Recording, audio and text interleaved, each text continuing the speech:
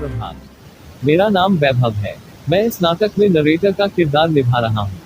सुप्रभात। मैं इस नाटक में रिपोर्टर का किरदार निभा रही हूँ।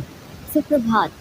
मैं इस नाटक में जमीला का किरदार निभा रही हूँ। अस्सलामुअलैकुम। मैं इस नाटक में फातिमा का किरदार निभा रही हूँ। सुप्रभात। मैं इस नाटक में अगुआ का किरदार निभा रही हूँ। सुप्रभात। मैं इस नाटक में आर साइकिल्स के मालिक का किरदार निभा रहा हूँ। सुप्रभात। मैं इस नाटक में मनोमनी का किरदार निभा रही हूँ। सुप्रभात। मैं इस नाटक में एक आम महिला का किरदार निभा रही हूँ। तो चलिए पहले हम पाठ का सार जान लेते हैं। जहाँ पहिया है पाठ में लेखक की साईनाथ ने तमिलनाडु के पुडुकोट्टई गांव की स्त्रियों द्वारा संचालित साइकिल आंदोलन का वर्णन किया है। यह पाठ इस आंदोलन को अपना समर्थन देने हेतु ही लिखा गया है। वहां की महिलाओं द्वारा अपने अधिकारों और स्वतंत्रता हेतु साइकिल आंदोलन का आरंभ करना एक बड़ी घटना थी। वहां की कुछ औरतों ने पुडुकोट्टई की औरतों को जागृत करने का प्रयास किया। यह बहुत उत्तम प्रयास था जो सफल भी रहा। बेशक साइकिल चलाना कोई बड़ी बात नहीं है, पर एक रूढ़िवादी पृष्ठभूमि वाले गांव के लिए तो यह एक बहुत बड़ा प्रश्न था। उनके विरुद्ध खड़े होकर साइकिल को अपनी प्रगति के लिए चुनना यह सिद्ध करता है कि स्त्री शक्ति चाहे तो कुछ भी करने में समर्थ है।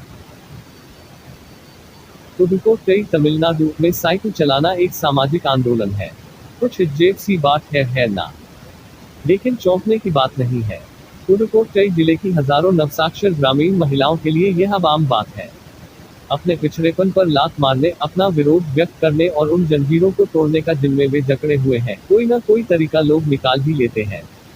कभी कभी ये तरीके अजीबो-गरीब होते हैं।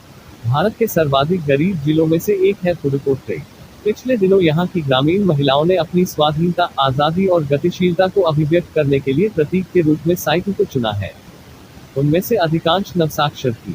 अगर हम 10 वर्ष से कम उम्र की लड़कियों को अलग कर दें तो इसका अर्थ यह होगा कि यहाँ ग्रामीण महिलाओं के 1/4 हिस्से ने साइकिल चलाना सीख लिया है, और इन महिलाओं में से 70,000 से भी अधिक महिलाओं ने प्रदर्शन एवं प्रतियोगिता जैसे सार्वजनिक कार्यक्रमों में बड़े गर्व के साथ अपने नए कौशल का प्रदर्शन किया, और अभी भी उनमें साइकिल चलाने की इच्छा जारी है। वहीं इसके लिए कई प्रशिक्षण शिविर चल रहे हैं। तो जैसा कि आप देख सकते हैं कि ग्रामीण पुडुकोट्टई के मुख्य इलाकों में अत्यंत रूढ़िवादी पृष्ठभूमि में युवा मुस्लिम लड़कियां सड़कों से अपनी साइकिलों पर जाती हुई दिखाई दे रही हैं। तो आइए हम इनमें से एक से बात करते हैं।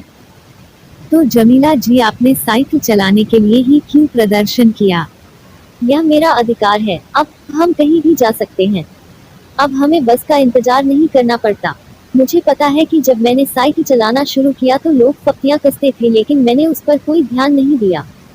तो देखा आपने इन गांव की महिलाओं पर साइकिल चलाने पर कितना विरोध किया गया है। तो आइए चलते हैं हमारी दूसरी साइकिल चालक महिला के पास, जिनका नाम है फातिमा।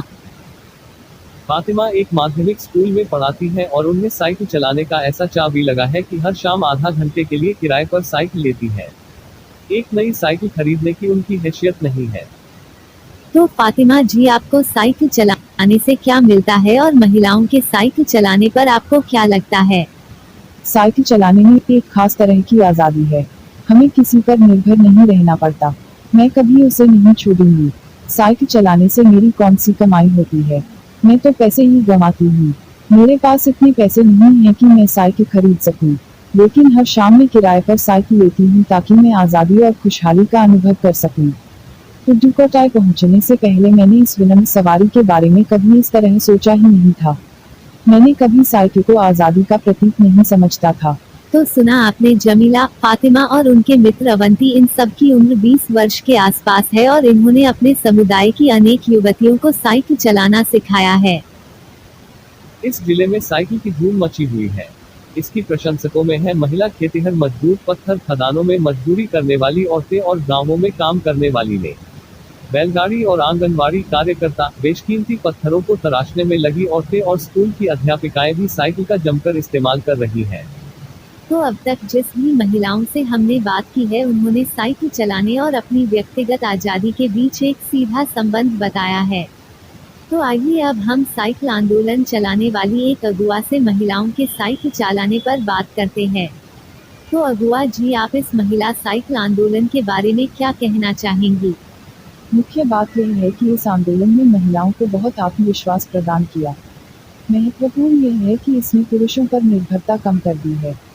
अब हम प्रायः देखते हैं कि कोई औरत अपनी सखी पर 4 किलोमीटर तक की दूरी आसानी से तय करके पानी लाने जाती है। कभी कभी साथ में उसके बच्चे भी होते हैं। यहाँ तक कि साइकिल से दूसरे स्थानों से सामान ढोने की व्यवस्था भी खुद ही की जा सकती है। मैं तो इस महिला साइकिल आंदोलन से बहुत खुश हूँ। देखा जाए तो जब इन्होंने साइकिल चलाना शुरू किया तो इन पर लोगों ने जमकर प्रहार किया, जिसे इन्हें झेलना पड़ा। आदि गंदी टिप्पणियां की गई, लेकिन धीरे धीरे साइकिल चलाने को सामाजिक स्वीकृति मिली, इसलिए महिलाओं ने इसे अपना लिया। साइकिल ने उन्हें पुरुषों द्वारा थोपे गए दायरे के अंदर रोजमर्रा की घिसी पिटी चर्चा से बाहर निकलने का रास्ता दिखाया। ये नव साइकिल चालक गाने भी गाती है। उन गानों में साइकिल चलाने को प्रोत्साहन दिया गया है। इनमें से एक गाने की पंक्ति का भाव है, ओ बहिना आज सीखे साइकिल घूमे समय के पहिए संग। 1992 में अंतर्राष्ट्रीय महिला दिवस के बाद अब यह जिला कभी भी पहले जैसा नहीं हो सकता। हैंडल पर इंडिया लगाए, घंटियां बजाते हुए साइकिल पर सवार 1500 महिलाओं ने पुडुकोट्टई में तूफान ला दिया। महिलाओं की साइकिल चलाने की इस तैयारी ने यहां रहने वालों को हक्का बक्का कर दिया। इस पूरे मामले में पुरुषों की क्या राय है, आइए साइकिल्स के मालिक से पूछते हैं। तो बताइए सर, इस महिला साइकिल आंदोलन में आपकी क्या राय है और इससे आपका कितना मुनाफा हुआ है, बताइए। हमारे यहाँ लेडीज साइकिल की बिक्री में साल भर के अंदर काफ़ी वृद्धि हुई। आप देख ही सकती है कि इस आंकड़े को 2 कारणों है। पहली बात तो यह है कि ढेर सारी महिलाओं ने जो लेडीज साइकिल का इंतजार नहीं कर सकती थी, जेंट्स साइकिल खरीदने लगी। क्यों, आप कोई बिक्री विभाग से आई है क्या मैडम? अरे नहीं भाई साहब। उद्यमी अन्नामलाई की चिलचिलाती धूप में एक अद्भुत दृश्य की तरह पत्थर के खदानों में दौड़ती भागती 22 वर्षीय मनोरमणि को लोगों ने साइकिल सिखलाते देखा।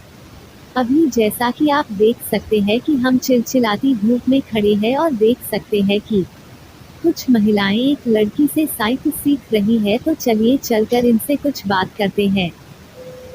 तो बताइए आपका नाम क्या है और आप ये क्या कर रही हैं? मेरा नाम मनोमणि है। मैं महिलाओं को साइकिल चलाना सिखा रही हूँ। हमारा इलाका मुख्य शहर से कटा हुआ है। यहाँ जो साइकिल चलाना जानते हैं उनकी गतिशीलता बढ़ जाती है।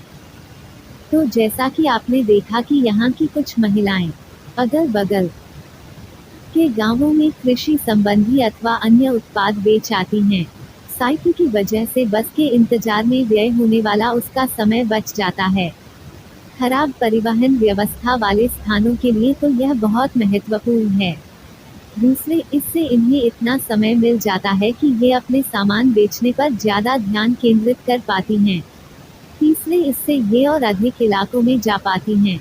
अंतिम बात यह है कि अगर आप चाहे तो इससे आराम करने का काफ़ी समय मिल सकता है।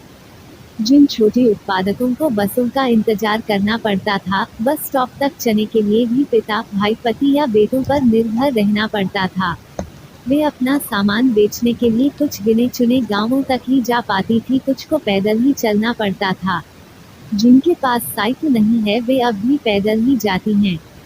इसका अर्थ यह हुआ कि अब आप किसी सुनसान रास्ते पर भी देख सकते हैं कि कोई युवा माँ साइकिल पर आगे अपने बच्चे को बैठाए पीछे करियर पर सामान लादे चली जा रही है। वह अपने साथ पानी से भरे 2 या 3 बर्तन लिए अपने घर या काम पर जाती देखी जा सकती है। तो आइए अब एक महिला से बात करते हैं इस महिला साइकिल आंदोलन के बारे में। तो बताइए जी कि आपकी महिला साइकिल आंदोलन के बारे में क्या कहना चाहेंगी? लोगों के लिए यह समझना बड़ा कठिन है कि ग्रामीण महिलाओं के लिए यह कितनी बड़ी चीज़ है। उनके लिए तो यह हवाई जहाज उड़ाने जैसी बड़ी उपलब्धि है। तो आपने सुना कि कैसे लोग इस पर हंस सकते हैं, लेकिन केवल यहाँ की औरतें ही समझ सकती हैं कि उनके लिए यह कितना महत्वपूर्ण है। जो पुरुष इसका विरोध करते हैं वे जाएं और टहलें, क्योंकि जब साइकिल चलाने की बात आती है वे महिलाओं की बराबरी कर ही नहीं सकते। तो आइए हम मिलकर इस भेदभाव को मिटाते हैं और एक एकता से भरपूर भारत बनाते हैं और लोगों को बताते हैं कि नारी शक्ति चाहे तो कुछ भी कर सकती है।